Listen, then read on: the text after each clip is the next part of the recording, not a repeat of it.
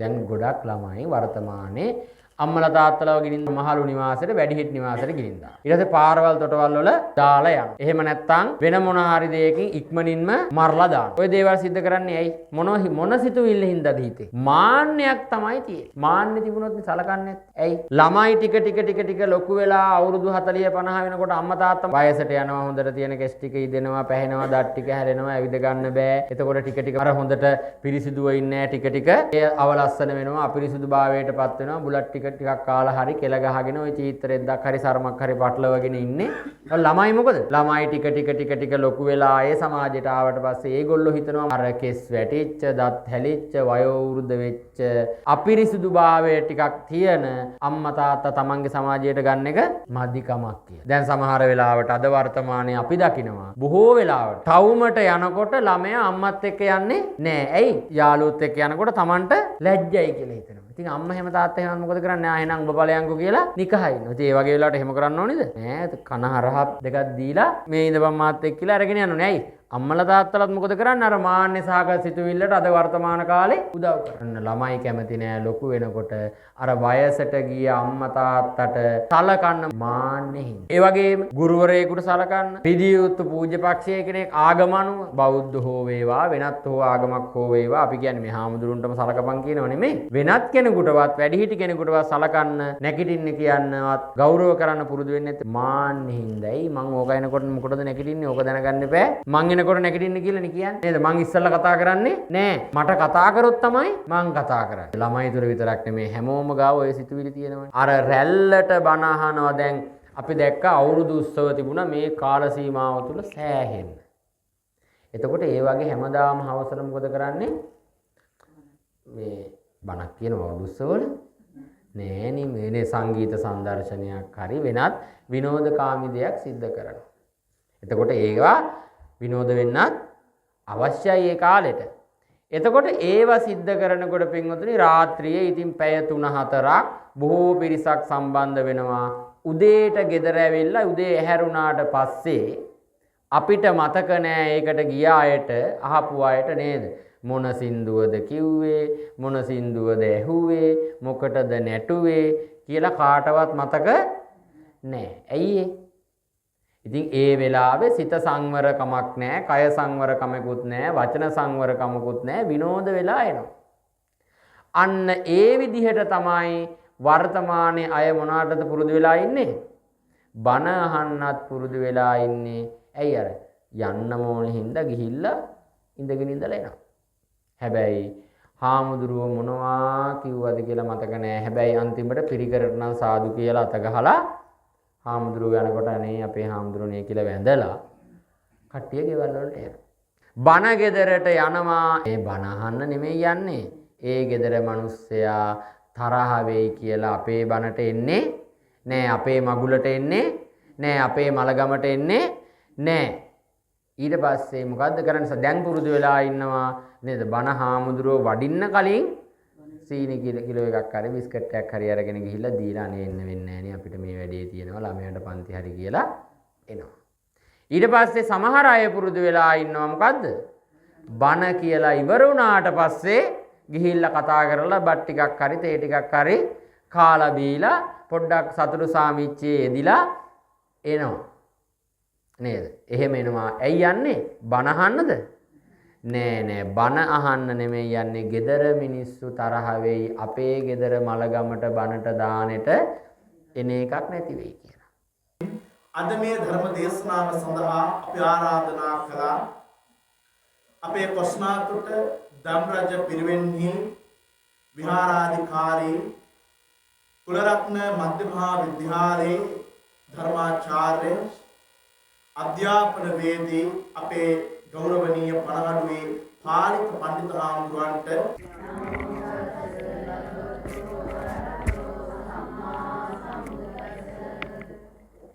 බුද්ධං සරණං ගච්ඡාමි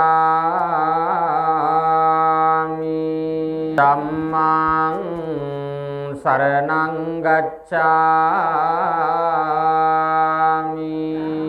සුරාමේරය මජ්ජපමා දට්ඨාන වේරමණී සික්ඛාපදං සමාදියා ඉතිපිසෝ භගවා අරහං සම්මා සම්බුද්ධෝ ස්වාකාතෝ භගවතා ධම්මෝ සංදිස්තිකෝ අකාලිකෝ සුපටිපන්නෝ භගවතෝ සාවක සංඝෝ නිවේදයාමි සංබුද්ධං විතරාගං මහා මුනිං ඝනසාරම්පදිත්තේන ගන්ධ සංභාරයුත්තේන පූජේමි බුද්ධං කුසුමේන නේන පන්න ගන්ධ ගුණෝපේතං සුගන්ධං සීතලං කම්පං අදිවාසේතුනෝ බන්තේ නාගවල්ලී දලුපේතං මිනා පුඤ්ඤ කම්මේන කායේන වාචා චිත්තේන ඉදං මේ පුඤ්ඤං ආසවක්ඛයාවහං හෝතු සමන්ත චක්කවාලේසු නමෝ තස්ස භගවතෝ අරහතෝ සම්මා සම්බුද්දස්ස. බුදුහාමුදුරුව පැහැදිලි කරනවා ධර්ම ශ්‍රවණය කරනකොට බණ අහනකොට මම කෙටියෙන් කරුණු පැහැදිලි කරන්නම්. බණ අහනකොට පින්වතුනි බණ අහන්න ඕනි ක්‍රමවේදයක් නේද? අපේ වර්තමාන සමාජයේ මිනිස්සු බණ අහන්න ඕනි කොහොමද කියලා දන්නේ නැහැ නේද? බණ අහනකොට පින්වතුනි අපි ඔහේ දැන් ඔය ඇත්ත හැමෝම දැන් බණ අහන්න මේ සූදානම් වෙලා ඉන්නේ. හැබැයි හැමෝම බණ අහන අරමුණින් ආවට හැමෝම මේ වාඩි වෙලා හිටියට හැමෝම හරියාකාරව ධර්ම ශ්‍රවණය කරන්න සූදානමක් නැති වෙන්න පුළුවන්. මොකෙන්ද? ගතින්ද? නෑ, හිතින් මනසින් සූදානම් වෙන්නේ නැති වෙන්න පුළුවන්. බුදුහාමුදුරුවෝ පැහැදිලි කරේ සුනහාත ධාරේත චරාත ධම්මෝ. ඔබ දන්නවා, අහලා තියෙනවා. සුනාත කියන්නේ මොකද්ද? සුනාත කියලා කියන්නේ මොකද්ද? සුනාත ධාරේත චරාත ධම්මෝ. සුනාත කියලා කියන්නේ හොඳින් අහන්න ඕනි, ශ්‍රවණය කරන්න ඕනි නේද? බණ අහනකොට කුඩා දරුවෝ ඉඳන් හැමෝම මොකද්ද? හොඳින් අහගෙන ඉන්න ඕනි බණ අහනකොට. එතකොට දැන් මෙතන හැමෝම හාමුදුරුවෝ ඉස්සරහා තැන්පත් වෙලා ඉන්න හින්දා හොඳින් අහගෙන ඉන්නවා වගේ ඉඳගෙන ඉන්නව නේද? හොඳින් ඇහෙනවා. එතකොට පින්වතුනි හොඳින් අහනවා කිව්වට ඒක සිහියෙන් අහන්න ඕනේ. දැන් සිහියෙන් අහන්න නම් අපි මොකද්ද සංවර කරගන්න ඕනේ? සිත සංවර වෙන්න එපා නේද? කය සංවර පිළිබඳව කතා කරන්න ඕනේ. හැමෝම පේන මානේ ඉන්න අය හින්දා කය සංවරයි. හැමෝගෙම කය සංවරයිද නැද්ද? සංවරයි. හාමුදුරුවෝ මයික් එකෙන් බණී කියලා හරි නැගිටින්නේ නැහැ නේද? එහෙම හරි ඉන්නවා. එහෙම නෙමෙයි. බොහෝම හොඳට කය සංවර කරගෙන ඉන්නේ. එතකොට සංවර නැති දේ තමයි මොකද්ද? අපේ සිත තමයි සංවර කරගන්න බැරි. දැන් සමහර වෙලාවට ගෙදර අයට හිතෙන්න පුළුවන් නේද? එළියේ කවුරුවත් ඇවිල්ලත් දන්නෙත් නැහැ නේද? එළියට වෙලා ඉන්නවත් දන්නේ නැහැ. ගෙට කතා කරන්න ඕනි. එහෙම නැත්නම් එන අයට මොනවද නේද ඊළඟට තේ හේම දෙන්න ඕනි කියලා හිත දුවන්න පුළුවන් ඒ තැන්වල. අනිත් වැඩිහිටි කට්ටියගේ හිත තියෙන්න පුළුවන් නේද? ගෙවල් දොරවල් වල වැඩ කටයුතු රාජකාරී දමලාවේ නේද? දොර වහලාවත් දන්නෙත් නැහැ. එහෙම නැත්නම් ළමයි වැඩට ගිහිල්ලාවත් දන්නෙත් නැහැ. හිත ඔය තැන්වල යන්න පුළුවන්. අනිත් කට්ටියගේ උනත් නේ දුවා දරුවන්ගේ උනත් වෙන වෙන තැන්වල හිත යන්න පුළුවන්. රෑ වේදාඳුර බණ ඉවරණ කරනකොට එහෙම නැත්නම් ගෙදර වෙනත් වැඩ කටයුතු සිද්ධ කරන්න තියෙනවා. ඒව මතක් වෙන්න පුළුවන්. ඉඳගෙන හිටියට එහෙම වෙනවා. අන්න එහෙම හිත දුවන්න ගත්තොත් පින්වතුනි ඔබට පුළුවන් ද බණ හොඳට අහන්න? හොඳට අහන්න බෑ. වර්තමාන ලෝකයේ පින්වතුනි අපි වැඩිපුර දකින්නේ එහෙම බණ අහන අය. නේද? එහෙම තමයි පින්වතුනි වර්තමාන සමාජයේ හැම කෙනාම බණ ගෙදරට යන්නේ නැත්තම් බණ අහන්න උවමනාවට නෙමෙයි. ඉතින් අනේ අර හතර පොයටම සිල් ගන්න උපාසකම්මලා දෙතුන් දෙනෙක් තමයි ගිහිල්ලා බණ ටිකක් අහලා නේද? හාමුදුරුවොත් එක්ක බණ අහලා පාඩුවේ එන්නේ. අනිත් කවුරුවත් බණ අහන්නේ නැහැ. හැබැයි මෙතන අරමුණ ටිකක් මොකද්ද? වෙනස්. දැන් මෙහෙට ගමේ මිනිස්සු බණ අහන්න ආවේ නැහැ කියලා ගෙදර අයට තරහ වෙන්න විදිහක් නෑනේ. මොකද මේ ගෙදර මිනිස්සු ගෙදර කරන පින්කමක් නෙමෙයි, මේක පොදුවේ ගමේ කරන කාර්යයක්. එතකොට මෙතන හැමෝම බණ අහන්න ඕනි උවමනාවෙන් තමයි මේ ඇවිල්ලා ඉන්නේ. එහෙනම් සිත සංවර කරගන්න ඕනි. අපේ මේ සිත නිරන්තරයෙන් සිතුවිලි කරා දුවන හිතක් තමයි තියෙන්නේ. ඔබ වාඩි වෙලා හිටියට ඔබේ හිත දැන් මේ කියන අවස්ථාව වෙනකොට උනත් වෙන තැන්වල දුවන්න පුළුවන්. අන්න එහෙම සිත පින්වතුනි සංවර කරගන්න ඕනි ධර්මයේ කෙරෙහි නේද? හාමුදුරුවෝ අන්තිමට සිත සංවර නොවුනොත් හොඳින් ඇහුවේ නැතොත් මොකද වෙන්නේ? අන්තිමට හාමුදුරුවෝ බණට සින්දුවක් කිව්වද කවියක් කිව්වද නැත්නම් වෙන ඕපදූපයක් කියවලා ගියාද කියලාවත් මතක නැති වෙනවනේ. හැබැයි ජීවිතේ කිසිම දෙයක් හදාගෙන නැහැ. එහෙනම් පින්වතුනි ඔබ බණ අහනකොට අද ඉඳන්වත් හොඳින් අහන්න හිත සංවර කරගෙන. ඊළඟ කාරණාව හොඳින් අහන්න ඕනේ. ඊළඟට මොකද්ද කරන්න ඕනේ? ධාරේත. මොකද්ද කරන්න ඕනේ? ධාරණය කරගන්න ඕනේ පින්වත්නි, මතක තබා ගන්න ඕනේ. දැන් අපි සිහියෙන් ඇහුවාම මේ දේවල් මොකද වෙන්නේ? මතක හිටිනවා. ඊළඟට හොඳින් ධාරණය කරගන්නවා වගේම මොකද කරන්න ඕනේ? චරාත ඒ අනුව අපි හැසිරෙන්නත් ඕනේ. එතකොට බොහෝ දෙනා ධාරණය කරගන්නවා. දැන් අපි සමාජයේ දැකලා තියෙනවනේ බොහෝ දෙනා නේද? බණ අහනවා, හොඳට බණ දහම් දන්නවා, ධාරණයක් කරගන්නවා. හැබැයි හැසිරෙන්නේ බොහෝම අඩුවෙන්. එහෙමනම් පින්වතුනි ඒ අනුව හැසිරෙන්නත් ඕනේ.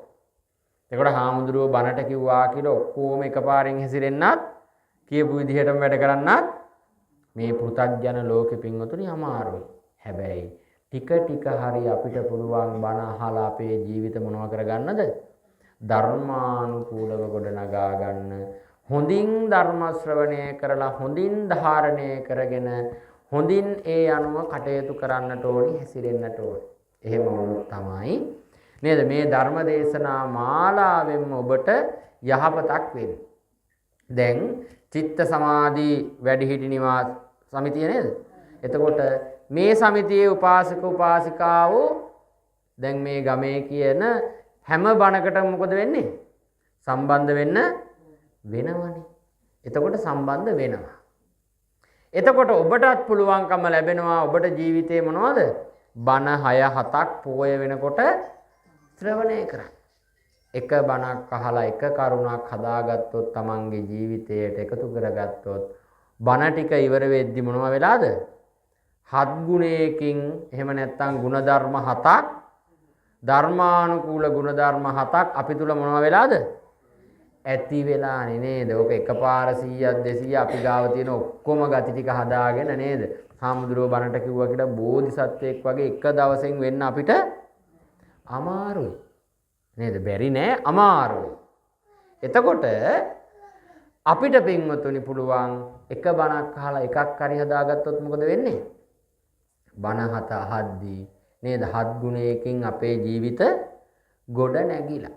අන්න එහෙනම් අන්නේ අවබෝධය තියාගෙන අපි හැමෝම පින්වත්නි ධර්ම ශ්‍රවණය කරන්නට ඕන. එහෙම වුණොත් තමයි අපිට ජීවිතේ වැදගත්කමක් තියෙන්නේ. එහෙමත් නැත්නම් අපේ ජීවිතේ වටිනාකමක් තියෙන්නේ. මොකද පින්වතුනි අපි උත්සාහ කරන්නට ඕනේ බෞද්ධයෝ විදිහට. මොකක්ද බෞද්ධයෝ විදිහට උත්සාහ කරන්න ඕනේ? නිරන්තරයෙන් පින්දහම් සිද්ධ කරන්න. එයි අද ලෝකෙ පින්වතුනි පරිහානියේ උපරිම තත්වයට පත් වෙමින් තමයි මේ පවතින්නේ. කාටවත් මේ ලෝකය දැන් පාලනය කරන්න බැරි තත්වයකට නේද ස්වභාව ධර්මයේ විසින්ම පාලනය වෙන ලෝකයක්. ඒ වගේම අද කිසි කෙනෙකුට ජීවිතේ දැන් ඉස්සර නම් අපේ සම්මතයක් තිබුණා මිනිස්සෙක් මරණයටපත් වෙනකොට අකාලේ මේ යනවා. හැබැයි නිතර දෙවේලේ වගේ දේවල් වෙනවද? නෑ. බොහෝ දෙනෙක් දීර්ඝායු සම්පත් විඳිනවා. එතකොට අවුරුදු 70ක් 80ක් අඩුම 90ක් ඒ කාලේ මීට අවුරුදු 10කට විතර එහා මිනිස්සු මොකද වුනේ? ජීවත් වුණා. බොහොම අඩු පිරිසක් තමයි අකාලේ මිය පරලොව ගියේ. හැබැයි අද වර්තමානයේ වෙනකොට පින්වතුනි සමාජයේ කොච්චර මේ ලෝකේ පිරිහිලාද කියනවා නම් දවසට අද ලෝකේ දවසට නේද මේ ලංකාවත් ඇතුළුව ලෝකේ දවසට පින්වතුනි අකාලේ නේද දීර්ඝායු සම්පත් විඳලවත් එහෙම නැත්නම් පිනක් දහමක් කරගෙන දුවා දරුවොත් දලා ඒ දරුවන්ගේ දරුවොත් දැකලවත් පිනක් දහමක් කරගෙනවත් නෙමෙයි මැරෙන්නේ මිනිස්සු පින්වතුනි අකාලේ මිය පරලව යනවා. එක්කෝ නේද විවිධ රටවල් වල මොකද අද වෙනකොට යුද්ධ ඇති වෙලා බලය බෙදා ගන්න බැරුව. ඇයි මේ ලෝකේ පරිහානියට පත් වෙනකොට. ඊට පස්සේ විවිධ සිතුවිලි වල තියෙන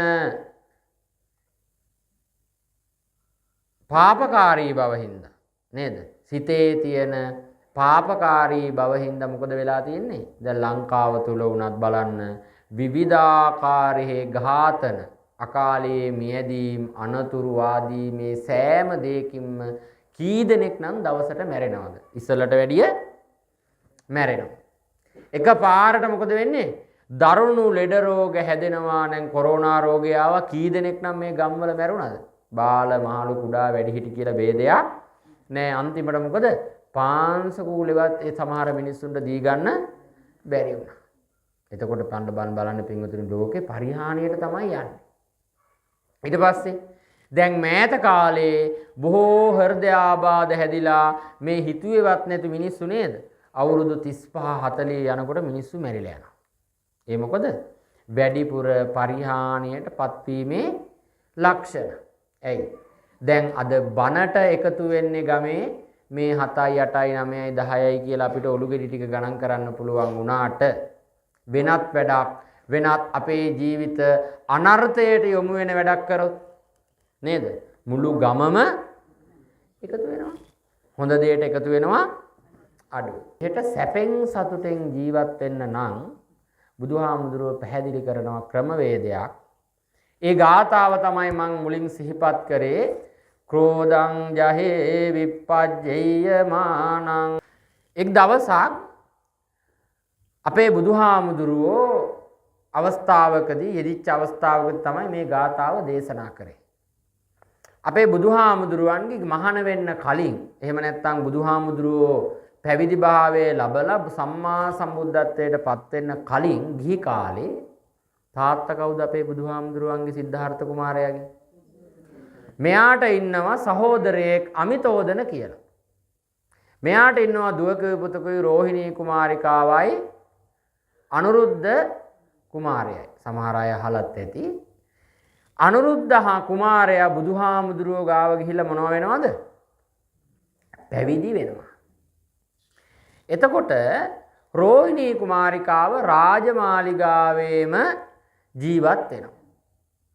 එතකොට පින්වතුනි මේ රෝහිණී කුමාරිකාව රාජමාලිගාවට වෙලා කටයුතු කරනවා. බොහෝම ලස්සනයි. ලස්සන රූමත් කුමාරිකාවක් පුංචි කාලේ. නේද? අනුරුද්ධ කුමාරයා යනවා පැවිදි වෙන්න. පැවිදි වෙලා රහත් භාවයට පත් වෙනවා.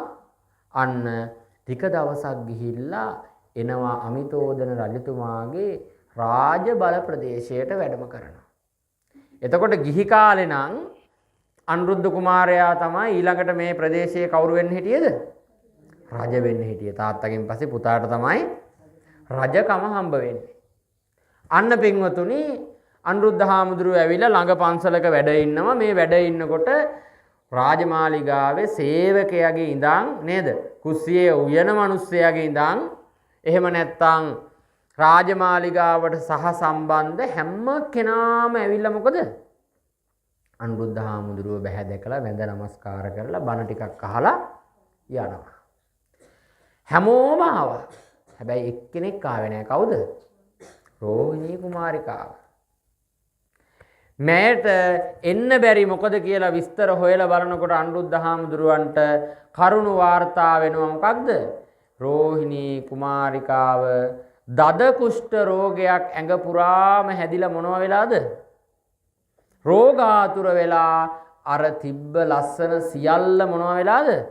නැති වෙලා රාජකීය වෛද්‍යවරු බෙහෙත් කරත් සුවයක් නැහැ. ඇය රාජමාලිගාවේ ඇතුළටම වෙලා වාසය කරන්නේ, එළියටවත් එන්නේ නැහැ කාටවත් ඇහැ ගැටෙන්නේ නැයි.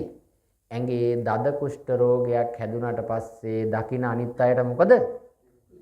පිළිකුල්නේ අර විවිලි දාලා නේද කැලල් හැදිලා කහලා කහනවා. මේක කහලා ටිකක් කාලයක් ගියාම මොකද වෙන්නේ? සැරව ගලන තත්වයටපත් වෙනවා. බලන්න විරූපී.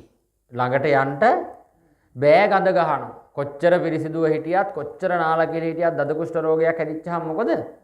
ගඳයි, කසනවා, ජීවිතේ මහා දුකක්. එතකොට මේ රෝහිණී කුමාරිකාව දැන් රාජමාලිගාවෙනි උප්පත්තිය ලැබලා ඉන්නේ. මේ ජීවිතේ මිනිස්සෙකුට පෘථග්ජන මිනිස්සෙක් විදිහට ලබන්න පුළුවන් උපරිම සැපක මොකද්ද? ඔවුන් නේද පෘථග්ජන මිනිස්සෙක් විදිහට මං කිව්වේ ලෞකික ජීවිතේ ජීවත් වෙනකොට ලබන්න පුළුවන් උපරිම සැප මොකද්ද? රජ සැප. ඒකනේ රජ වෙන්න ඔච්චර කට්ටිය දඟලන්නේ නේද? අනිත් මිනිස්සුන්ට තියෙන ආදරයකට නෙමෙයි. රජ සැප තමයි ලබන්න පුළුවන් උපරිම සැප ලෞකික ජීවිතේ. එහෙම. ඒතකොට කෑමක් කෑවත් මොනවද කන්නේ? රාජකීය කෑම. හොඳ කෑම නෙමෙයි මොනවද? රාජකීය කෑම. නේද? නිදාගත්තත් නිදියන්නේ කොහෙද? රාජකීය ඇඳන් වල යහන් වල.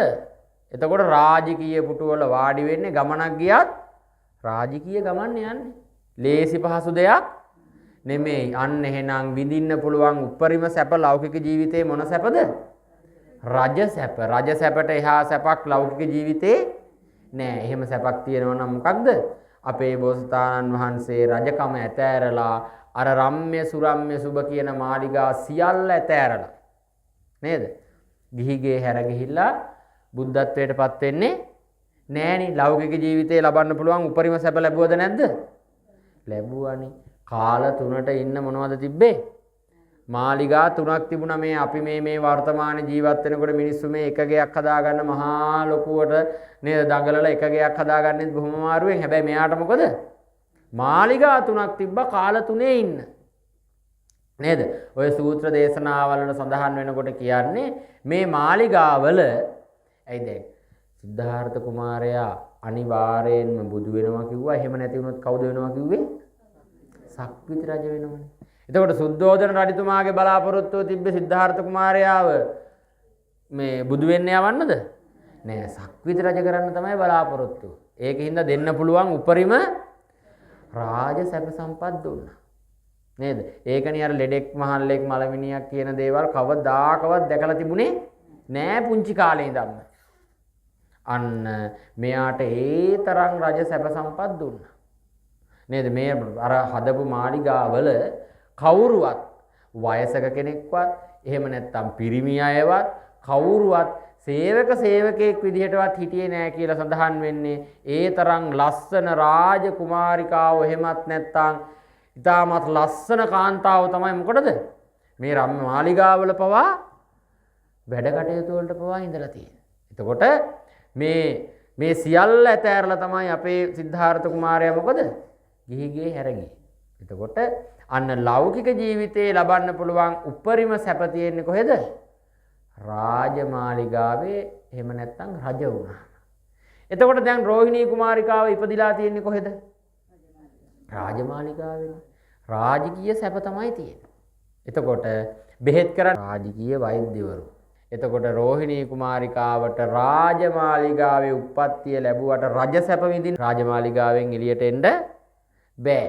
ඊට පස්සේ ඇඟ පුරා දත කුෂ්ඨ රෝගයක් හැදිලා හරියට නිදිය ගන්නවත් හරියට ඉඳගෙන ඉන්නවත් හරියට කෑමක් බීමක් ගන්නවත් කිසි දෙයක් කරන්න බෑ. අන්න පින්වතුනි බලන්න ඒ ජීවිතේම ලෞකික ජීවිතේ ලබන්න පුළුවන් උපරිම සැප විඳින්න පුළුවන් ස්ථානයක උප්පත්තිය ලැබලා සැප විඳින්න බැරි වුණානේ. අන්න හේතුව මොකද්ද? බුදුහාමුදුරුවෝ පැහැදිලි කරන්නේ අර රෝහිණී කුමාරිකාවට තමයි මං කලින් දේශනා කරපු ගාථාව. මොකද අර අනුරුද්ධ හාමුදුරුවෝ දැනගන්නවා මේ රෝහිණී කුමාරිකාවට දද කුෂ්ඨ රෝගයක් හැදිලා රාජමාලිගාවේ ඉන්නවා එළියට බහින්නේ නැහැ කියලා කියනවා. බුදුහාමුදුරුවන්ට දානයක් පූජා කරන්න පූජා කරලා ඒ පිනෙන් නංගිගේ රෝගය සුව වෙයි. අන්න බුදුහාමුදුරුවෝ පැහැදිලි කරනවා රෝහිණී කුමාරිකාව ඔබ මේ ජීවිතේ ලෞකික ජීවිතේ ලබන්න පුළුවන් උපරිම සැප ලබන්න පුළුවන් තන උප්පත්තිය ලැබලා ඔබට සැප විඳින්න පුළුවන් කමක් නැහැ. ඔබ ගියාත් මෙහෙම නැත්තම් පෙර භවයන් වල ක්‍රෝධයෙන් මාන්නෙන් ඉරිසියාවෙන් තමන්ගේ ශරීරය ගැන දැඩිව හිතාගෙන ඔබ ජීවත් වෙච්ච හින්දා තමයි ඔබට මේ භවයේම රාජමාලිගාවේ උප්පත්තිය ලැබුවත් පින්වතුනි රජ සැප විඳින්න ලැබිලා නැත්. බුදුහාමුදුරුවෝ පැහැදිලි කරනවා රෝහිණී කුමාරිකාවටම පෙර භවයේදී සිදුවෙච්ච සිදුවීම බරණැස් නුවර බ්‍රහ්මදත්ත රජතුමාගේ අගබිසව තනතුරේ උප්පත්තිය මේ පිහිටවනවා රෝහිණී කුමාරිකාව. හැබැයි නම රෝහිණී නෙමෙයි ඒ භවයේදී වෙනත් නමක්. මේ කුමාරිකාව විවාහ කරගන්නවා රෝහිණී කුමාරිකාව පෙර භවයකදී උපදිනවා කුමාරියක් වෙලා මෙයාව විවාහ කරගන්නවා බ්‍රහ්මදත්ත රජතුමා. ඊ타ත්ම ලස්සනයි මේ රෝහිණී කුමාරිකාව. කවුරු හරි එකපාරක් බැලුවාම තව පාරක් හැරිලා බලනවා ඒ තරමට මේ කාන්තාව ලස්සනයි. අගබිසව තනතුරේ. එතකොට අගබිසව කිව්වහම රටේ පළවෙනිය රජතුමාත් එළියට රජතුමා වුණාට රාජමාලිගාවේදී තමන්ගේ අගබිසව ගාව රජතුමා තමයි දෙවෙනිය විදිහට ඉන්න. රාජ අගබිසව තමයි රටේ පළවෙනිය වෙන්නේ. රජතුමා අහන්නේ අගබිසව කියන දෙයට ඔය ගෙවල් වලත් ප්‍රශ්න වලදී ගෙවල් වලත් ඉතින් බිරිඳගේ කීමට ස්වාමි පුරුෂයා යටත් වෙන ඔය මොනවා කිව්වත් මෙතනත් අගබිසව තමයි ඉන්නේ ලොක්කා වගේ. හැබැයි දැන් රාජමාලිගාවේ අගබිසව බොහෝම මාන්නෙන් යුක්තව තමයි රජතුමා. ටික දවසක් යනකොට පින්වතුනි රජතුමාට තිබුණා කියනවා අන්තපුර තියෙනවන් රජවරුන්ට. ඒ කාලේ තිබුණා විවිධ දේශපාලනික සම්බන්ධතා. විවාහ කරගෙන එනවා සමහර වෙලාවට ආදරේ නැති වෙන්න පුළුවන් නේද? මොකද්ද? විවිධ දේශපාලනික සම්බන්ධතා. දැන් අර රටේ කෙනාව රජතුමාව මිත්‍ර කරගන්න ඕනි විවාහ කරගන්නවා ඒ රටේනුත් කුමාරිකාවක්. එහෙමනේ රජවරු වැඩ කටයුතු කරේ. අන්තපුරයට ගේනවා විවාහ කරගන්නවා කාන්තාවක් අර අගබිසවට වැඩිය මොකක්ද ලස්සන. එතකොට හිතා ගන්න ලස්සන අගබිසව දිහා එකපාරක් හැරිලා බැලුවොත් මනුස්ස ආය පාරක් හැරිලා බලනවා. මේ කාන්තාව දිහා එකපාරක් හැරිලා බලපු එක්කෙනා 10 12 තව පාරක් නෙමෙයි. එහෙම වුණොත් අර අගබිසවගේ තත්ත්වයට වැටෙනවනේ. ඊට වැඩිය ලස්සනයි එකපාරක් බලපු මිනිස්සෙක් 10 12 සතාවක් බලනවා අපි කියමුකෝ බලාගෙන ඉන්නවා කියලා. ඒ තරමට ලස්සනයි. එතකොට ඔබ ලස්සන තේරුම් බේරුම් කරගන්න ඕනේ. ඒතර අගබිසවට වැඩිය 10 12 ගුණයකින් ලස්සනයි අන්තපුරයට අලුතෙන් විවාහ කරගෙන ආපු මේ කුමාරිකා. රජතුමා දැන් අගබිසව ගණන් ගන්නේ නෑනේ. දැන් මම මෙතන බණ කියනවා. දැන් මේ ඔයාලගේ ගමේ මේ පාරේ යනවා ලස්සනට හොඳ ශබ්දෙට හොඳ සින්දුවක් දාගත්තු අපි කියමුකෝ දැන් එහෙම යන නම් මේ පාරේ ත්‍රිවිල්ලයක් වගේ වෙන්න එපා. ඒවයින් හයි කරලා තියෙනවනේ තින්නේ. අයියෙන් දාගෙන යනවා. ඔන්න ඔයත්තන්ට ඇහෙනවා ඔය සින්දුව දැන් අර සද්දේ හොඳට ඇහෙනවා. අපේ කන්දෙක් කොහෙටද යන්නේ? මොන බනද අරක තමයි අපේ නේද මෙතන නිවන් දකින්නම හේතු වෙනම නිවන පිණිසම දැන් බණ කියන්නේ එහෙම තමයි. අපි හිතමුකෝ සමහර වෙලාවට රහතන් වහන්සේ කෙනෙක් බුදුහාමුදුරුවෝ ඇවිල්ලා බණ කිව්වා සමහර වෙලාවට මොකද සින්දුවක් එහෙම හොඳ එකක් ඇහෙනකොට අපේ ඇඟ නලියලා අපේ හිත කන ඔක්කොම එතනට ඇදිලා යනවා. රජතුමාත් දැන් අගබිසව තනතුරේ හිටියට කිසි ගාණක් රජතුමාට අගබිසව පිළිබඳව නෑ. ඇයි? අගබිසවට වඩා ලස්සන කුමාරිකාවක් දැන් ඉන්නවා අන්තපුරේ. එතකොට දැන් අර නන්ද කුමාරයාට වෙච්ච වැඩේ තමයි නන්ද හාමුදුරුවන්ට වෙච්ච වැඩේ තමයි විවාහ කරගත්ත ජනපද කල්යාණිව. එදාම ගිහිල්ලා බුදුහාමුදුරුවොත් එක්ක ගිහිල්ලා බුදුහාමුදුරන්ට බෑ කියන්න බෑනේ මහාන වෙන්න. අන්න දැන් අඬ කල්පනා කරනවා අඬනවා අනේ මගේ ජනපද කල්යාණිය මං එනකන් සඳලු තලයට වෙලා බලාගෙන ඉන්නවද විවාහ වෙච්ච දවස. බුදුහාමුදුරුවෝ උපක්‍රමයක් මගින් මෙයාට සත්‍ය අවබෝධ කරලා දෙන්න ඉස්සෙල්ලාම එක්ක යනවා අලුත ගිනිගත්ත හේනකට එක්ක යනවා. නවදැලි හේනකට කියලානේ කියන්නේ. ඒ කියන්නේ අලුත ගිනිගත්ත හේනකට මේකේ පිච්චිලා ඉන්නවා වැඳිරියේ. අන්න අහනවා ඔයාගේ ජනපද කල්යාණියද ලස්සන මේ වැඳිරිද? අන්න කියනවා මේ වැඳිරි මොකද්ද මේ පිච්චිලා මොකද්ද? අර මේ වැඳිරි පිච්චිලා කළු වෙලා දැන් බලන්න බැරි තරමට විරූපී භාවයට පත් වෙලා. මගේ ජනපද කල්යාණිය කොච්චරනම් ලස්සනද අම්මේ කේස කල්යාණිය නේද දන්ත කල්යාණිය නේද ඊ කියලා hina වෙනකොට අර ටීවී එකේ හැම පෙන්නනවා වගේ දත් ඉලිසෙනෙම ඇතිනේ. ඉතින් පංච කල්යාණිය කියනකොට නේද අද කාලේ වගේ නෙමෙයි මේ කාල සීමාව තුළ. අන්න නන්ද කුමාරයා කියනවා මගේ ජනපද කල්යාණිය මේ නන්ද හාමුදුරුවෝ කියන කොයිතරම්නම් ලස්සනද. අන්න අරන් යනවා ඊළඟට දිව්‍ය ලෝකේ දිව්‍යාංගනාවක් පෙන්නනවා. අන්න දැන් අහනවා කවුද ලස්සන? අර දැලි හේනේදී දැකපු පිච්චිච්ච වැඳිරි වගේ මගේ ජනපද කල්යාණියේ මේ දිව්‍යාංගනාවත් එක්ක බලනකොට අන්න නන්ද හාමුදුරුවන්ට උපදෙස් දෙනවා. ඔයාට ඕනිද මේ දිව්‍යාංගනාව ලබා ගන්න? එහෙනම් මෙන්න මේ විදිහට භාවනා කරන්න කියලා. ඉතින් භාවනා කරගෙන යනකොට නේද ජනපද කල්යාණියත් ඕනේ නැති වෙනවා දිව්‍යාංගනාවත් ඕනේ නැති වෙනවා. අන්න රජතුමාත් දැන් ලස්සන රූමත් කාන්තාව විවාහ කරගෙන ආවට පස්සේ පින්වතුනි අර පිච්චිච්ච හේනේ හිටපු වැඳිරි වගේ තත්ත්වයට පත් වෙලා අර අච්චර ලස්සනට හිටපු අගබිසව දැන් අගබිසව මං කියවනේ කොහොමද හිටිය කියලා රජතුමාටත් වැඩිය උඩින් ක්‍රෝධය මාන්නේ හිතේ තියාගෙන හිටියේ. ඇයි? ඉතින් හරිනේ අගබිසවට වැඩිය කෙනෙක් ඒ රටේ නැහැ. හොඳ උපක්‍රමයක් මෙයා කල්පනා කරලා මේ කාන්තාවත් එක්ක මිත්‍රශීලී වෙලා මං කෙටියෙන් සඳහන් කරන්නේ මේ අන්තපුර කාන්තාවත් එක්ක හිතවත් වෙලා මෙයා මොකද කරන්නේ උසුළු විසුළු කරනවා. දැන් බොහොම හිතවත්. රජතුමා නෙමෙයි අගබිසව. ඉතින් මෙයා මෙහෙම හිතවත් භාවයක් ගොඩනගාගෙන පින්වත්නි උසුළු විසුළු කරන ගමන් එක් දවසක් හොඳට වැඩ කටයුතු සංවිධානය කරලා මෙයාට වැඩක් දෙන්න ඊටපන් කොඹට මං වැඩක් දෙන්නම් කියලා මිනිස්සු ඔය වෛර කරනකොට කියන්නේ නේද? මේ වගේ වැඩක් මෙයාට සංවිධානය කරනවා. සංවිධානය කරලා මෙයා මොකද කරන්නේ? උසුළු විසුළු කරනවා. උසුළු විසුළු කරනකොට දැන් අපි hina වෙනකොට කොක් කඩලා hina වෙනවා. ළඟ ඉන්න කාට hinaව නවත්ත ගන්න බැරි වෙච්චාම තරහට නෙමෙයි නිකන් අනේ මට නම් බෑ කියලා කොන්දට හරි කොහෙද හරි ගගහ hina වෙනවනේ. නේද? බඩ රිදෙන සයිස් hina වුණාම කල්පනා කරලා බලන්න ඔබ එහෙම hina වෙලා ඇති. එහෙම hina වෙනවා. මේ දෙන්නත් මොකද කරන්නේ? දැන් බොහෝම හිතවත් උසුළු විසුළු කරලා අගබිසව මොකද කරන්නේ? ගගහ hina වෙනවා. අර අන්තපුරයට ගෙනාපු ලස්සන කාන්තාවට. ගහන්නේ තරහටද? නෑ ගණන් ගන්න නෑ. ඉතින් මේ තරහට නෙමෙයි hina වෙනවා මේ විසුළු විසුළු කරගම hina වෙනවා. එතකොට අද කාලේ වගේ ඔය ඇඳුම් ආයිත්තන් නෙමෙයි රාජකුමාරිකාවන්ට තිබ්බේ මල් ගහලා ආභරණ එල්ලලා එහෙන් දාලා මෙහෙන් දාලා. ඒ කාලේ රාජකීය ඇඳුම් තමයි තිබුණේ. ඉතින් විවිධ මල් විවිධ මෝස්තරෝ වගේ එල්ලනවා. මෙයා අතේ තියාගෙනත් ඉන්නවා අර තමන්ගේ රාජ ඇඳුමට සම්බන්ධ කරගෙන කොළමිටියක්. මේ කොළමිටියෙන් තමයි ගහන්නේ. නිකන් හිතවත්කමට දැන් අපි හිතමුකෝ දැන් රජවරු තියාගෙන ඉන්නේ පවන් සලන්න එහෙම නේද? ඒ දවස්වල වටින කියන ඔය මේ සත්තුන්ගේ හදපු ඒ රෝම වලින් හදපු දේවල් භාවිතා කරා. මෙයා මොකද කොළමිටියක් තියාගෙන තමයි අර කාන්තාවට ගහන්නේ. ටිකක් වෙලා යනකොට කහන්න ගන්නවා. මෙයා ටක් ගාලා යනවා තමන්ගේ කාමරයට ගිහිල්ලා තමන්ගේ සිරිහානේ රාජකීය යහනේ පෙරලි කහන. රාජකීය කුමාරිකාවක් නේ. එතකොට කාන්තාව වුණාම මොනවද කැමති? ඔය මොනවා වුණත් අපි කැමති නේද? ක්‍රීම් ටිකක් ගාලා විලාසිතා කරලා ආභරණ දාලා ලස්සනට ඉන්න කැමති. ඒකේ වරදක් නෑ. කාන්තාව එහෙම ඉන්නවා විවිධ විලාසිතා කරනවා. එතකොට රාජකීය කාලෙත් විලාසිතා මේ රාජකීය අන්තපුරයට ආවට පස්සේ මොන ප්‍රශ්නයක්ද? කිසි ගැටලුවක් නෑ. හොඳට විලාසිතාදී කරලා දැන් නියපොතු එහෙම හොඳට වවලා ආභරණ දාලා. ඉතින් ඇඳේ පෙරලි කහනකොට මොකද වෙන්නේ? අර උඩ තියෙන හැම තුවාල වෙනවා අර අතේ නියපොතු ආභරණ වලට. මේ අගවිසව මොකද කරන්නේ? අර ඇඳෙත් අර කොළ ගාලා අතුරලා තමයි තියෙන්නේ. මොකද කහඹිලිය කොළ ගැවුනහම කැහිල්ල නතර වෙන්නේ නෑ. කහලා තුවාල වෙනකන් කහන වෙනවා. අපිටත් මතකයි අපි ඔය පොඩි කාලේ ගෙවල් වලදී නේද? ඔය නටලා සෙල්ලම් කරලා එහෙම ආපුවාම කහනකොට මේ කකුල් එහෙම අම්මලා තාත්තලා අහනවනේ උඹ කහඹිලිය කොළ ගාගෙන ආවද කියලා. නේද? දැන් උනත් අහන්නේ නැති උඹ ඔච්චර මොකද කහන්නේ? අන්න මෙයා කහලා ඇඟ තුවාල වුණාට පස්සේ තිබුණ ලස්සන. දැන් මේ උඩින් තියෙන හැම තුවාල වුණාට පස්සේ ලස්සන නැති වෙලා යනවා. දැන් අපේ තුවාලයක් අපේ ඇඟේ අපේ පොඩි තුවාලයක් වුණත් අපිට ඕක බලන්න පුළුවන් ද? ඉස්පිරිතාලේ ගිහිල්ලා නර්ස් නෝන හරි මා ડોක්ටර් හරි හොඳට තුවාලේ සුද්ධ කරලා බෙහෙත් දැම්මට අපිට බලන්න පුළුවන්ද? රිදෙනවට නෙමෙයි අපි හිරිකිතර මොකද කරන්නේ? හයියෙන් ඔහොම කරලා අල්ලගෙන අහක බලාගෙන ඉන්නවා. අපිටවත් බලන්න සමහර වෙලාවට හිරිකිතයි. මේ උඩ හැම ගියාට පස්සේ පින්වතුනි තියෙන ලස්සන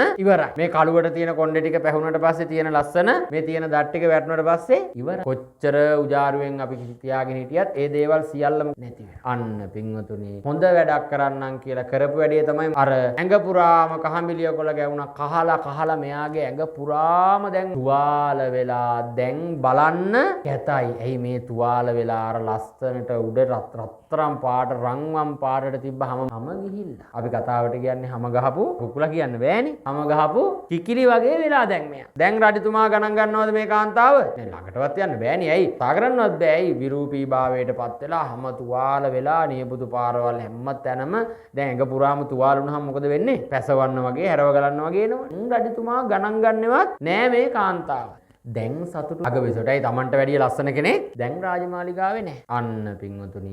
ඔන්න ඔය කරපු දෙයට තමයි පසු කාලීනව පසු භවයේදී ඉපදුනා රාජමාලිගාවේ උප්පත්තිය ලැබුවා. හැබැයි රජ සැප විඳින්න පුළුවන්කම ලැබුණේ නැහැ. ඇඟ පුරාම හැදුන දද කුෂ්ඨ රෝගය. මේ රෝගය සුව වුණා කියන්නේ අර බුදුහාමුදුරුවන්ට දානේ පූජා කරලා ඒ පිණින් තමයි සුව වුණා කියලා කියන්නේ. එතකොට ඇයි පින්වතුනි අපේ ජීවිතේ පව් තියෙනවා නම් අකුසල් තියෙනවා නම් පින් කරද්දි මොකද සමහර ඒවා අහෝසි වෙලා ගෙවිලා නැති වෙලා යනවා. ඇයි? පින් පැත්ත තමයි බර වෙන්නේ. වැඩිපුර පව් කරන්න අපේ ජීවිතේ පිනක් තියෙනවා නම් මොනවා හරි සැපතක් අපිට විඳින්න තියෙනවා නම් ඒවා ටික ටික නැති වෙලා යනවා. ඒක නැති වෙන්නේ නැති දේවලුත් තියෙනවා. ආනන්තරේ පාප කර්ම එහෙම කරගත්තොත් ඒවා කොච්චර පින් කරත් නැති වෙන්නේ නැහැ, ගෙවන්නම වෙනවා. අන්න ඒ කරපු පවට තමයි රාජමාලිගාවේ උප්පත්තිය ලැබුවා. හැබැයි ඇඟේ දද කුෂ්ඨ රෝගයක් හැදුනා. රාජකීය වෛද්‍යවරු සුව කරා බෙහෙත් කරා සුව ලැබුණේ නැහැ. එතකොට මේ රෝහිණී කුමාරිකාව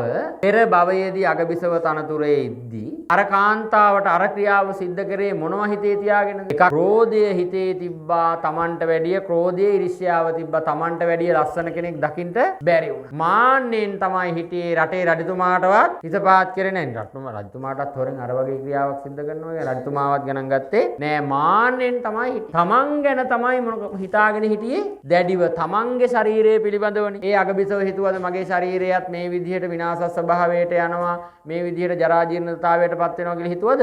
හිතුවේ නෑ. තමන් ගැන දැඩිව හිතාගෙන ශරීරය ගැන දැඩිව හිතාගෙන කරා දෙයක් අන්තිමට දුකෙන් තොර සැපවත් ජීවිතයක් ගත කරන්නට බැරි වුණා. රාජමාලිගාවේ සැප විඳින්න ඉපදුනත් සැප විඳින්න බැරි වුණානේ. එතකොට ඒ දානි දුන්නා වුණා සම්පූර්ණම සුව වුණා කියලා නෑ. සුව අතට මේ රෝගය සුව අතට හැරුණා කියලා තමයි තියෙන්නේ. ටික ටික නිති රෝගයක් බුදුහාමුදුරණ දන් දුන්නා කියලා තිබිච්ච රෝගයක් එකපාරට නේද බලුබ්බයන් නිවනවා වගේ වෙන්නේ නෑනේ. ඒකටත් යම් කිසි කාලයක් යනවා. අන්න බලන්න පින්වතුනි. එතකොට රෝහිණී කුමාරිකාවට එහෙම වුණා නම් ඒ භවය තුල බුදුහාමුදුරුවොත් වැඩ ඉද්දි. එතකොට අපි හිතන විදිහට දැන් මහා ලොකු පාප කර්මයක් කරලාද? කාගේවත් ජීවිතයක් නැති කරලාද? ප්‍රාණඝාත කරලාද?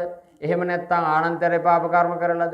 මහා ලොකු දෙයක් කරලා නෙමෙයිනේ අපි හිතන විදිහට. දැන් ඒක උසුළු විසුරුවට කෙනෙක්ගේ ලස්සන ඉවසන්න බැරුව තුවාලයක් කරන අදහසින් ඒ විරූපීකරණ අදහසින් කරලා ඒක දැන් අපි පවක් තමයි, සුළුපටු දෙයක් නෙමෙයි. අපි දැන් වර්තමානයේ නිකන් අපි හිතනකොට නේද අපි දැන් සමහර දේවල් සාධාරණීකරණය කරනවනේ. අපි සමහර වෙලාවට හිතනවා හරක් මරණ එක මහා පාපයක්, හැබැයි කුකුල්ලු මරණ එක ප්‍රශ්නයක් නෑ කියලා. අපි අර හිතින් ඒ වගේ කොයිකත් එකයි. හැබැයි මොකද කරන්නේ?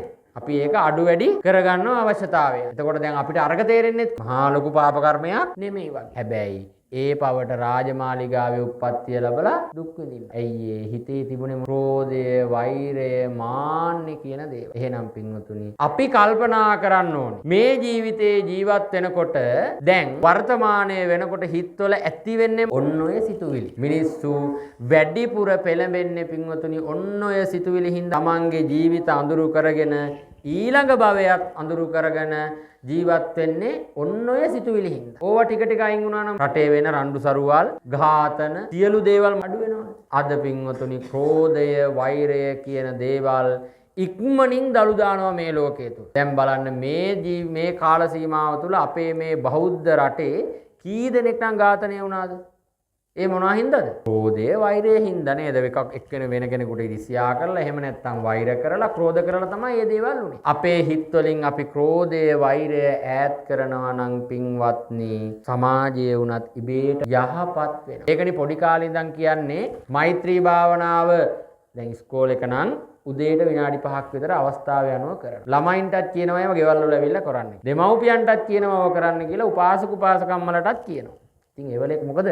ළමයි, දෙමව්පියෝ, උපාසකම්මල හැමෝම අහලා යනවා ගෙදර. හැබැයි මොකද කරන්නේ? මෛත්‍රී කරලා බුදිය ගන්නවද? නැහැනේ නේද? අර අපි මේ ටීවී එකේ හරි මොනවා හරි තියෙන ඔය බහුබූත ටිකක් බලලා හිත ඒව පුරවගෙන බුදිය ගන්නවා. ඊට පස්සේ සමහර වෙලාවට නොහිතන ලෙඩවල් හැදෙනවා. හිතවල පින්වතුනි මෛත්‍රිය කරුණාව දයාව කියන දේවල් නැහැ. ළමෙකුටවත් අද අම්මා තාත්තා බුදුන් වඳින්නවත් භාවනාවක් කරන්නවත් පුරුදු කරන්නේ නෑ පුරුදු කරන්නේ නෑ. ළමයිනුත් තියාගෙන අර දේවල් බලලා අර ටියුෂන් පන්තියකට හරි කොහේ හරි වෙලා කොහොම හරි උගන්නලා උගත් පුද්ගලයෙක් හදන්න උත්සාහ කරාට ඒ ළමයා තුල ಗುಣධර්ම දෙක හදන්න ධර්මයට නතු කරන්න උත්සාහ කරන්නේ නෑනේ. එතකොට පින්වතුනි කොහොමද ඉස්සරහට වර්තමාන සමාජය ධර්මානුකූලව හැදෙන්නේ කොහොමද? බුදුහාමුදුරුවෝ තමයි බුදුහාමුදුරුවෝ ගාවට එන අයට ඉස්සෙල්ලම කතා කරන්නේ. ඉතින් බුදුහාමුදුරුවන්ට ඥාණයෙන් නම උනත් දැනගන්න පුළුවන්. නම කියලා කතා කරනවා එන්න පැමිණෙන්න ඇවිල්ලා වාඩි වෙන්නේ. දැන් අද වර්තමානයේ මොකද? අල්ලපු ගෙදර මිනිහා පාරේදී හම්බුණත් පින්වතුනි ඌ hina වෙනකන් අපි hina වෙන්නේ නෑ. ඌ කතා කරනකන් අපි කතා කරන්නේ නෑ. ජීවිතේ හිතේ යන්න නොදැනුවත්වම මාන්නේ සහගත සිතුවිලි. ඉතින් ඕවා තියෙනකොට කොහොමද පින්වතුනි පරලොව ජීවිත තැනක උපදින්නේ නෑ. ඉන්නකම් මාන්නේ කරලා අවසාන කාලේ බණ භාවනාවක් ඇහුවා කියලා ඊළඟ භවය සුගතිගාමී වෙන්නේ නෑ. එතකොට පින්වතුනි මාන්නේ තියාගෙන හිටියාම මොකද වෙලාවද උපදිනවා කියන්නේ? බල්ලෝ වෙලාව උපදිනවා නේද? දැන් මේ ගෙදර බල්ලෙක් හැදුවොත් එහෙම දැන් ඌ අද බැඳලා තියන්න එපා. මේ ගෙදරට මිනිසුන්ට එන්න දෙන්නේ නෑ. ගෙදර මිනිසුන්ට එන්න දෙන්නේවත් නෑ. එතකොට බල්ලා මේ සීමාව ලකුණු කරගෙන මේ සීමාවේ චණ්ඩිය මෙතනින් එළියට ගියාට පස්සේ අම්මව නැට්ටත් පාත් කරගෙන බොහෝම ෂේප් එකේ ගිහිල්ලා එනවා. මේ සීමාවට ආවට පස්සේ තමයි මේ ගෙදර හදන බල්ලෙක් නම් චණ්ඩිය. ඒතර ඔබ දන්නවනේ. එතකොට ඇයි මාන්නෙන් ඉඳලා මැරිලා ගියාම උපදින්නේ බල්ලෝ වෙලා එන හොඳට මතක තියාගන්න ඕනි. මාන්නෙන් ඉන්න හොඳ නෑ. ඊළඟ භවයේ බල්ලෙක් වෙනවා. ඊළඟට වඳුරෙක් වෙනවා. ඇයි වඳුරත් ඔය ඇත්ත දැකලා තියෙනවද? වඳුරෝ නටවනවා කොහේ හරි? නෑ නටවන්නේ මොකද? රිලව් තමයි නටවන්නේ. රිලවයි වඳුරයි දෙන්නේ දෙක්කේ නේද? දෙන්නේ. රිලවට නෙමෙයි දැලිපිහව් වෙන්න ඕනි. වඳුරට නේද? වඳුරට මොකවම්ම පුරුදු කරන්න බෑ. ඌ හැටපැන්න බිම යන්නේ නැහැ කියලා තමයි කතාවට කියන්නේ. මාන්නෙන් අධික සත්තු පුරුදු කරන්න බෑ උන්ට මෙලෝදයක්. අන්න බල්ලෝ වඳුර වෙනවා පින්වතුනි මේ ජීවිතේ මොනව කරොත්ද? මාන්නෙන් හිටියොත් තෝ දෙය බමුණට වෙුනේ අන්න ඒකනේ. බුදුහාමුදුරුවෝ ගණන් ගත්තේ නෑ. අච්චර මිනිස්සු දහස් ගණන් වඳිනවා බණ අහනවා දන් දෙනවා පින්දහම් කරනවා. බුදුහාමුදුරුවෝ යනකොටත් මොකද කරන්නේ? බුදුහාමුදුරුවන්ට බයිනවා අන්න මුඩු මහන මේ අච්චර රජසැපතේදී ඒව දාලා ඇවිල්ලා දැන් මේ හිඟමනේ යනවා කියලා බුදුහාමුදුරුවන්ට පින්ඩපාතේ වඩිනකොට බයිනවා. මාන්නේ හින්දා අන්න මැරිලා ගිහිල්ලා ඒ කුණු ගොඩේ වැල්ලියෙක්ගේ කුසේ බලු පැටියෙක් කියලා ඉපදුණා. අන්න මාන්නේ නින්දලා තමයි පින්වතුනි ඉපදෙන්නේ බල්ලෝ වෙලා. එහෙනම් ඔබ හිතේ මාන්නේ කියන දේවල් පුරවන් ඉන්න ඊළඟ පාර ගෙදර හදන ටොමිය හරි ලැසිය හරි වෙලා ඉපදෙන්න පුළුවන්කම තියෙනවා. ඒකට කැමති අය තම තමන්ගේ නුවණින් ඒක විමසලා තෝරලා බේරලා අරගෙන එහෙම වුණාට අපිට පුද්ගලිකව ප්‍රශ්නයක් නෑ. ඒක තමන්ටනේ. මිදෙන්න ගියාම හරි අමාරු. එහෙනම් පින්වතුනි මාන්නේ කියන දේවල් හිතින් ඈත් කරන්න ඕනි ඊළඟ භවය හොඳ වෙනනම්. මොකද තිරිසංගත සත්වෙක් කියලා ඉපදුනොත් එහෙම අපිට සැපයක් නෑනේ. සමහර වෙලාවට නොදැනුවත්ව මේ දුවදරුවෝ හිතනවා ඇති අනේ අපි අර කුරුල්ලෙක් වෙලා ඉපදුනා නම් මොකද? අර සතෙක් වෙලා ඉපදුනා නම් මොකද? ඒවා ඉපදුනහම ලෙඩක් දුකක් හැදුණු කාටවත් කියන්නද? බේතක් හේතක් ගන්නද? අපේ අවශ්‍යතාවයක් කියන්නද? නෑ. පිනක් දහමක් කරගන්න මොකෝ අබ්බේ අපිට මරණයටපත් වෙන්න සිද්ධ වෙනවා. ඔක්කොම විඳදරාගෙන. එහෙනම් මාන්නේ කියන දේවල් හිතෙන් ඈත් කරගත්තොත් සමාජයේ මීට වැඩිය යහපත් වෙනවා. දැන් අද වුණත් මේ ගමේ වුණත් මේ ශබ්ද විකාශන යන්ත්‍ර ඇහෙන මාන්නේ හිතේ පුරවගත්තු මිනිස්සු ගොඩක් දෙනෙක් මේ අවස්ථාවට සහසම්බන්ධ වෙන්නේ නැතුව වෙන පුළුවන්. මට බෑ ඔකගේ දිහා යන්න. නැත්තම් ওই කට්ටිය මට හරියන්නේ නැහැ. මට බෑ උන් එක්ක ගිහිල්ලා ඉඳගෙන බණ අහන්න. ඔය වගේ සිතුවිලි තියාගෙන මේකට නෑ විදිහින් ඉන්න කට්ටිය ඕන තරම් ඉන්නවා. ඒකට ඒ කට්ටියත් ඇහෙන්න කියන්නත් එපා නේද? එතකොට ඕවා තියාගෙන හිටියාම උන් ගිහිල්ලා බල්ලෝ වඳුරු වෙලා උප්පත්තිය ලබන. එහෙමනම් පින්වතුනි මේ වෙසක් පොයේටවා මොකද්ද? ඔව් දන්සල් වඳින්නයි පන්සල් බලන්නයි යන්නේ නැතුව නේද? දැන් එහෙමනේ යන්නේ වාහනේ නැගලා එදාට බලන්නකෝ දැන් පොය දවසට ඔය ටික බලා ගන්න පුළුවන්. දැන් පොය දවසේ අපිට බණක් කියන්න එහෙම ප්‍රධාන පහරේ යන්න ගියාම යන්න බෑ. දැන් දෙකට බණ තියෙනවා නම් දැන් වෙන පොයකට බණ හතරකට විතර වැඩම කරන්න ඕනේ. දැන් මේ වෙසක් පොයට යන්න බෑ. උපරිම උදේ බණයි දවල් බණයි විතරයි කියන්න වෙන්නේ. ඇයි? පාරට 10ට බණට යන්න ඕන නම් 8ට විතර. ඔව් දැන් මේ ගල හිටියට ගියත් 8ට විතර යන්න ඕනේ. ඇයි? පාරේ සෙනගර නලා ටික ගහගෙන වෙස් මූණු දාගෙන නේද? වහනවල උඩ නැගගෙන ළමයි පැටවු ටික එල්ලගෙන ඔක්කොම මොකද කරන්නේ? දන්සල් මොනවා කරන්න යනවද? වඳින්න යනවා. දන්සල් දෙන එක හොඳයි. මිනිස්සුන්ගේ දාන ඒක වඳින්න යන එකත් කන්න යන එකත් හොඳයි.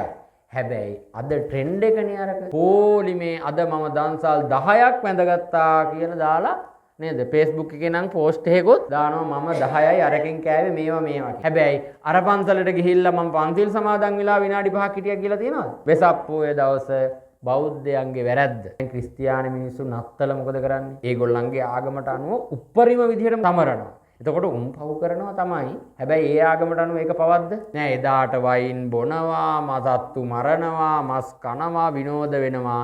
හැබැයි ඒක තමයි ඒගොල්ලන්ගේ ආගමේ හැටියට ඒක සලකන්න පුළුවන්, සමරන්න පුළුවන් උපරිම විදිය. මුස්ලිම් මිනිස්සු මොකද කරන්නේ? දැන් ගොඩ කෙවලා තියෙන එක කඩයක්වත් ලස්සයක් ටවුමේ මිනිස්සු හිටියත් බිස්නස් එකකට අර කඩ ටික මොකද කරන්නේ? සිකුරාදට වහලා යනවද නැද්ද? යනවනේ. උන්ට බිස්නස් වැඩක් නැහැ. එදාට යනවාම තමයි. එතකොට ඒගොල්ලන්ගේ උත්සව ඒ අර්ථාන්විතව සමරනවා. එදාට කෝවිලේ සත්තු මරලා බිලි පූජාව දෙන්න ඕන නම් ඒ සත්තු ප්‍රමාණය කොහොම හරි මරණවනේ. දැන් එහෙමනේ බිලි පූජා එහෙම දෙන්නේ ලේයින් තෙත් කරන්න ඕනේ සමහර කෝවිල් එහෙම සමහර දේවල්.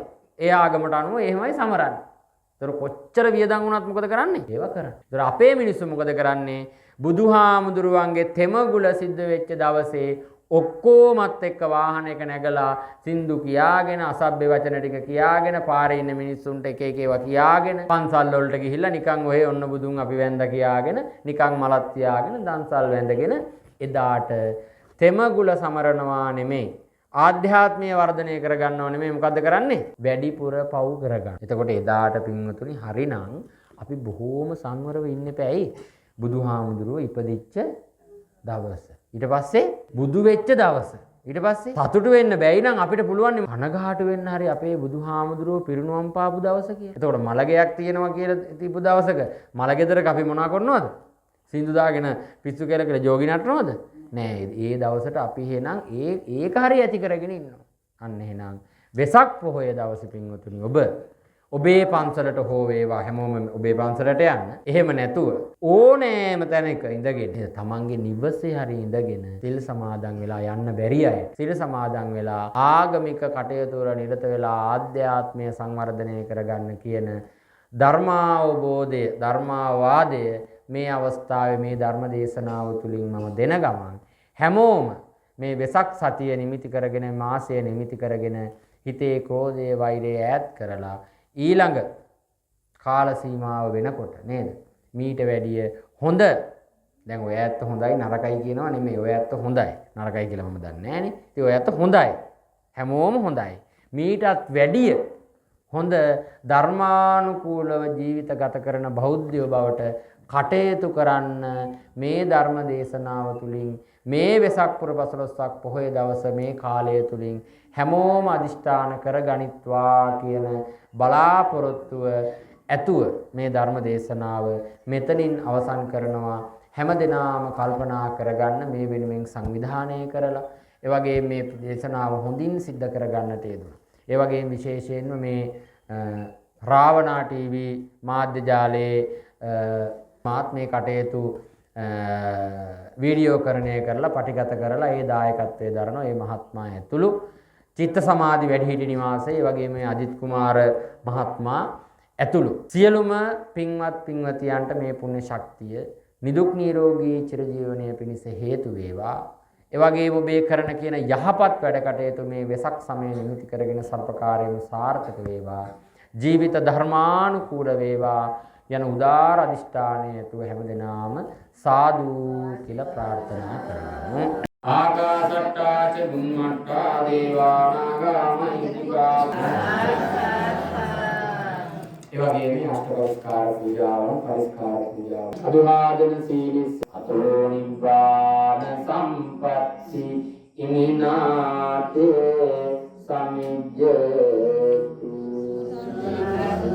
හැමදෙනාටම තෙරුවන් සරණයි.